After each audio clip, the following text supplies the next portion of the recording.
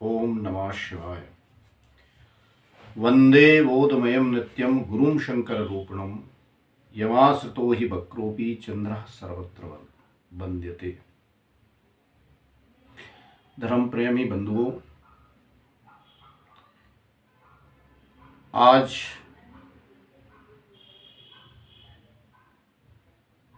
इस अवसर पर एक बहुत ही महत्वपूर्ण और शास्त्रोक्त जानकारी महाशिवरात्रि के विषय में, इस विषय पर एक अत्यंत उपयोगी वीडियो लेकर मैं आपके सामने उपस्थित हूँ। इस वीडियो में आपको बहुत सारी जानकारी मिलेंगी, बस आप इसको आखिरी तक देखें। और अगर सब्सक्राइब नहीं किया है हमारे चैनल को तो आपके अपने चैनल सिद्धि ज्योतिष को सब्सक्राइब करें, शेयर करें और बेल आइकॉन जरूर दबाएं। चलिए तो प्रारंभ करते हैं, विषय पर आते हैं। शिव मतलब है कल्याण। तो जो सृष्टि का कल्याण करता है वही शिव है, वही देवादिदेव महादेव है। उन महादेव को प्रसन्न करने का जो सबसे श्रेष्ठ समय है, सबसे उत्तम दिवस है, वो है महाशिवरात्रि। शिवरात्रि के विषय में जैसा कि कुछ लोग जानते ही होंगे, बहुत सारी पौराणिक कथाएं प्रचलित हैं। उन पौराणिक कथाओं पर पूर्ण विश्वास किए बगैर महाशिवरात्रि का महत्व आप पूरी तरह नहीं जान पाएंगे। यद्यपि वो कथाएं केवल कथाएं नहीं हैं, उनके पीछे एक भाव छिपा हुआ है। पर उन कथाओं पर पूर्णतः विश्वास करना, पुराण पर क्योंकि पुराण जो है वेदों का हृदय है।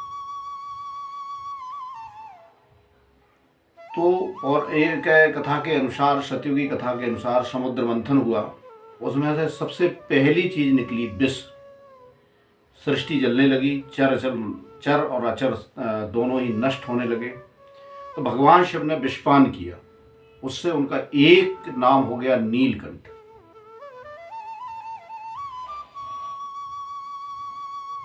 तब तो जिस दिन भगवान ने सृष्टि को बचाने के लिए समुद्र मंथन से निकला विषपान किया था, वो दिन था फाल्गुन कृष्ण पक्ष चतुर्दशी, अर्थात महाशिवरात्रि। अच्छा, विष का प्रभाव कम करने के लिए बिल्वपत्र, धतूरा, भंग आदि ये सब औषधीय तत्व हैं, दवाइयां हैं। तो शिव की पूजा में इन सब चीजों का अत्यंत महत्व है। तो इस प्रकार से भी ये कथा ये बताती है कि ये महाशिवरात्रि का ये विषपान का जो विषय है और नीलकंठ भगवान का प्राकट्य, ये महाशिवरात्रि के महत्व को बताता है। दूसरी एक कथा के अनुसार ब्रह्मा और विष्णु में जब विवाद हुआ कि कौन श्रेष्ठ है, तो उस समय एक अग्निपुंज जो है प्रकट हुआ, बहुत बड़ा। अपनी श्रेष्ठता सिद्ध करने के लिए ब्रह्मा और विष्णु ऊपर और नीचे को गए उसका छोर देखने के लिए, पर प्राप्त नहीं कर पाए। और फिर बाद में उन्होंने शिव की स्तुति की। ये घटना है शिवलिंग के प्राकट्य की।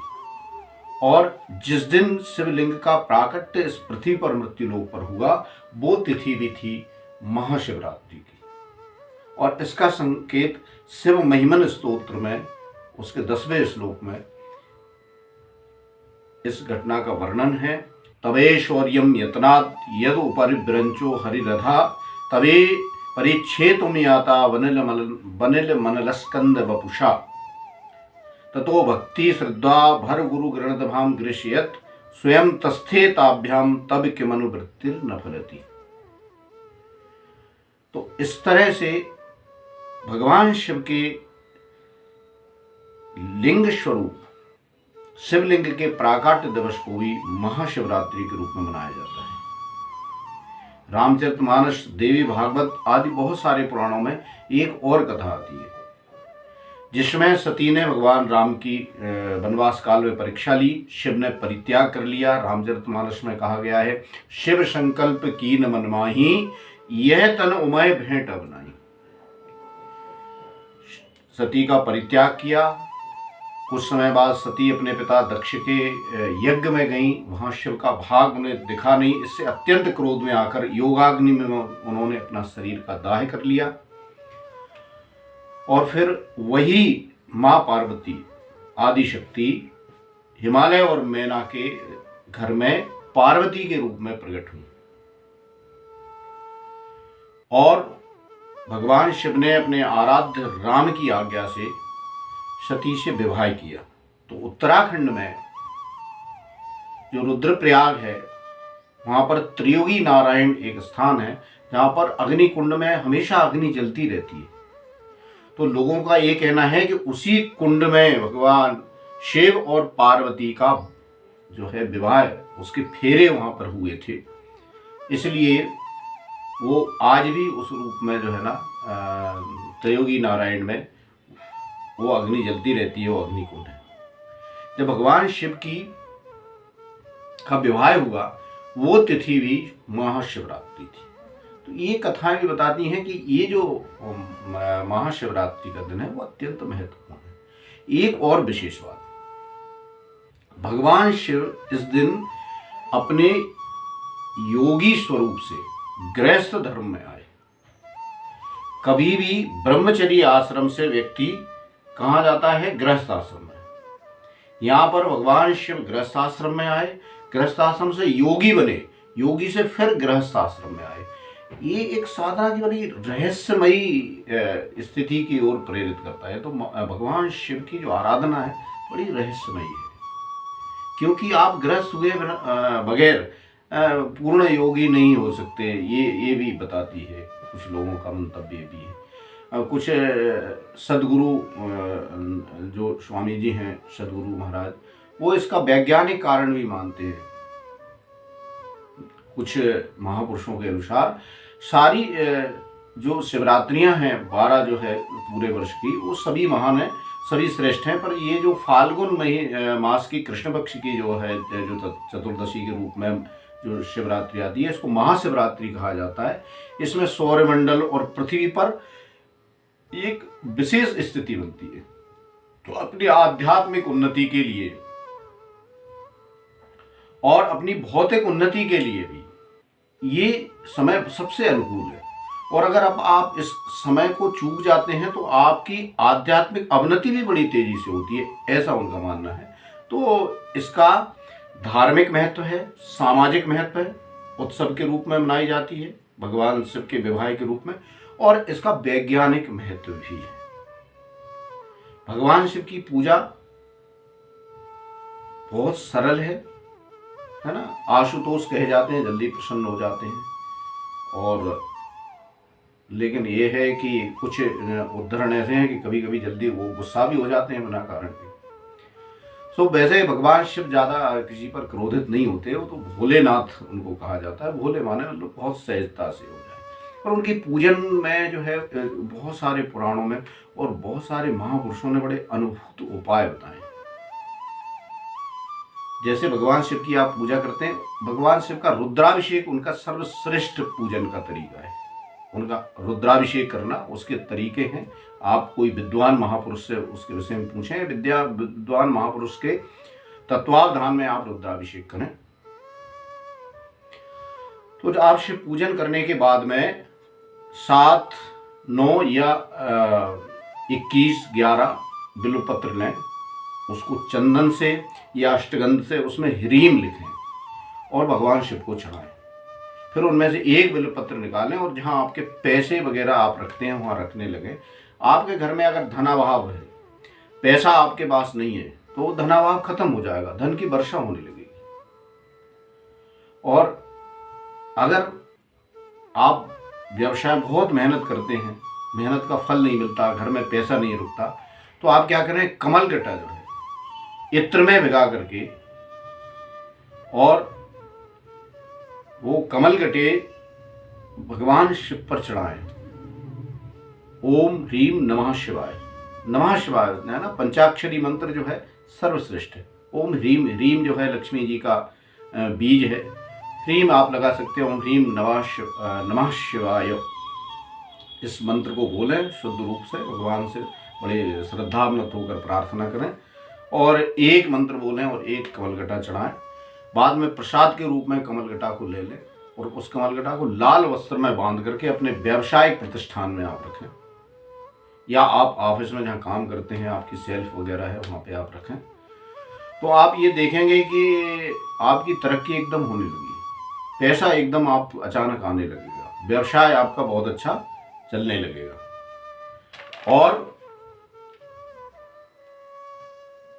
इन्हीं उपायों के अंतर्गत अगर आपका व्यवसाय चल नहीं रहा है, आपको लग रहा है किसी ने कुछ कर दिया है, ऐसी बातें भी लोगों को लगती हैं, तो शिव पूजन के बाद आप धतूरा लें। धतूरा फल जो भगवान शिव पर चढ़ता है, कांटे वाला फल होता है, धतूरा लें, भगवान को समर्पित करें। बाद में लाल सफ़ेद कपड़े में बांध करके और उसको अपने व्यावसायिक प्रतिष्ठान पर रखें। तो आप देखेंगे कि आपको धीरे धीरे फर्क समझ में आएगा और आपका व्यवसाय चल पड़ेगा, है ना। धनाभाव समाप्त हो जाएगा। तो ये कुछ ऐसे जो है ना महापुरुषों द्वारा बताए गए, या जो शिव भक्तों द्वारा जो शिव की आराधना करते हैं और जो आर्ष पुरुष हैं जिनकी बातों पर भरोसा किया जा सकता है, ये ऐसी मनगढ़ंत बात नहीं है। तो ये उन्होंने बताए हैं और ये अनुभूत प्रयोग हैं, अनुभव किया है। ये कुछ शास्त्रोक्त उनके उपाय हैं, जैसा हमने पूर्व में बताया। अभिषेक भगवान शिव का सबसे श्रेष्ठ उनके पूजन का जो है वो तरीका है। सामान्य रूप से दूध और पानी, दुग्ध जल धारया, दूध और पानी की धारा से अभिषेक करते हैं। सामान्य रूप से भगवान शिव उसमें समस्त इच्छाएं पूरी करते हैं, है ना, कल्याण करते हैं। लेकिन आपको कोई विशेष फल प्राप्त करना है तो शास्त्र में तरीके, वो आप बहुत ध्यान पूर्वक इसको सुने, आखिरी तक आप सुने। तो इसमें है कि रोग शांति के लिए, रोग अगर आपको शांत करना है तो आपको क्या करना है, व्याधि शांति कुशोदकई, कुशा के जल से, कुशोदक से अभिषेक कर सके, पानी में कुशा डाल दें और उसका जो जल है उससे अभिषेक करें। ऐसा रोग जो आपका समाप्त नहीं हो रहा है, बार बार आपने इलाज करा लिया, रोग समाप्त नहीं हो रहा है, कुशोदक से आप अभिषेक करें। अगर नहीं है आप कर सकते हैं, आप किसी योग्य वैदिक ब्राह्मण को बुलाइए और कुशोदक से अभिषेक कराइए, रोग आपका शांत हो जाएगा, शास्त्र प्रमाण। फिर अगर आपके घर में धनाभाव है, लक्ष्मी नहीं रहती है, और आप पैसा चाहते हैं, धनार्थी हैं, धन चाहते हैं, तो श्री कामेक्षु रसेनवई स्पष्ट कहा गया, श्री कामेक्षु रसेनवई, गन्ने के रस से अभिषेक करिए। देखिए आप अगर निरंतर आप मतलब ऐसा प्रयोग करते हैं, है ना, 11-21 जो है अभिषेक करते हैं, इसके बाद आप देखिए गन्ने के रस से अभिषेक करके आप बिल्कुल धन की वर्षा होने लगेगी, पैसा आप पे पर्याप्त मात्रा में आने लगेगा, इसमें कोई संदेह नहीं है कि सिर्फ तो सब कुछ देने वाले। और इसी तरह से यदि कोई संतान प्राप्त करना चाहता है तो संतान प्राप्त करने वाले व्यक्ति को केवल दूध की धारा से अभिषेक करना चाहिए। फिर ज्वर प्रकोप शांत्यर्थम जलधारा शिवप्रिया। सॉरी, कोई ऐसा बुखार है, बार बार बुखार आता है, दवा लेते हैं, हड्डी में बुखार आने लगता है, कहते हैं हड्डी का बुखार है, ऐसा है ना, अंदर बुखार रहता है। तो अगर ऐसा कुछ है तो फिर आपको ज्वर शांत केवल पानी से, जल से आप अभिषेक करिए। जलाभिषेक आप करेंगे तो जल से अभिषेक करने से वो बुखार की जो ज्वर की जो समस्या है वो समाप्त हो जाएगी।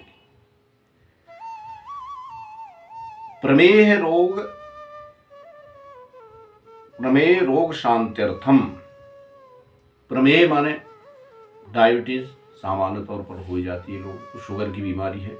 तो अगर आपको अगर शुगर की बीमारी है तो आप आप जो है यद्यपि इलाज लेते रहें, लेकिन अकेले दूध की धारा से सकाम अगर अभिषेक करें तो प्रमाण ये है कि मधुमेह रोग शांत्यर्थम केवलम दुग्ध धारया, केवल दुग्ध की धारा से अभिषेक करने से आपका मधुमेह रोग, शुगर की बीमारी भी समाप्त हो जाती है। और एक विशेष चीज जो शास्त्रों में बहुत स्पष्ट रूप से कही गई है, सर्पशेणैव तैलेन शत्रुनाशो भवेद्येह। निश्चित रूप से तेल का अभिषेक करने से, अगर आपका कोई मुकदमा चल रहा है, आप शत्रुनाश चाहते हैं कि आपके शत्रु जो है बढ़े नहीं, है ना, शत्रुओं को शांत करना चाहते हैं, तो आप तेल से अभिषेक करिए। तेल से अभिषेक करने से आपका मुकदमा आप जीत जाएंगे, आपके पक्ष में फैसला होगा। और साथ में ही अगर तैलाभिषेक आप करते हैं तो निश्चित तौर पर जो है आपके शत्रु शांत हो जाएंगे। फिर मधुनार यक्ष्म राज्योपि यच्छेदम शिव पूजनात्। ऐसे राजनेता बहुत मेहनत कर रहे हैं और विधायक नहीं बन पा रहे, मंत्री नहीं बन पा रहे, राजनीति नहीं चमक पा रही है, शहद से अभिषेक करें। निश्चित तौर पर ये प्रमाण है कि हमने किया है, ये अनुभूत चीज है, एक बार नहीं कई बार ये प्रयोग किया है। जैसे ही शहद का और बिल्कुल सही मुहूर्त में सही उच्चारण रुद्राष्ट अध्याय के साथ आप शहद से आप अभिषेक करें तो आप देखिए, आप विधायक और मंत्री बनने का आपका रास्ता प्रशस्त होता चला जाएगा, राजनीति में आपको सफलता मिलती चली जाएगी। तो इस प्रकार से अनेकानेक प्रयोग। इस बार जो महाशिवरात्रि है 1 मार्च 2022, है ना, मंगलवार को पड़ रही है। कुछ ना कुछ आप आध्यात्मिक या भौतिक उन्नति के लिए, आध्यात्मिक उन्नति के लिए तो बहुत विशेष बातें हैं ही। भगवान, है ना, शिव का ध्यान करें, है ना, आपके हृदय आनंद से भर जाएगा। वो तो वैसे ही शिव का तो स्वरूप ही जो है योगीमय है, अगर उनका स्वरूप देखते हैं तो कोई उन्नति के लिए कुछ न कुछ शिव आराधन आप जरूर करें। आप सभी को महाशिवरात्रि की बहुत बहुत शुभकामनाएं। हमारे चैनल को ऐसे ही देखते रहिएगा और इसको शेयर करें और सब्सक्राइब जरूर करें। बेल का जो है जो आइकॉन है उसको दबाना मतलब जो है ना भूलें। अगर आप हमारे संस्थान में होने वाले रुद्राभिषेक में शामिल होना चाहते हैं या कोई विशेष रुद्राभिषेक, विशेष शिव पूजन आपकी विशेष कामना पूर्ति के लिए करना चाहते हैं तो जो स्क्रीन पे जो नंबर आ रहा है 700486 इस पर आप जानकारी प्राप्त कर सकते हैं, है ना। सब भगवान शिव आप पर कृपा करें। ओम नमः शिवाय।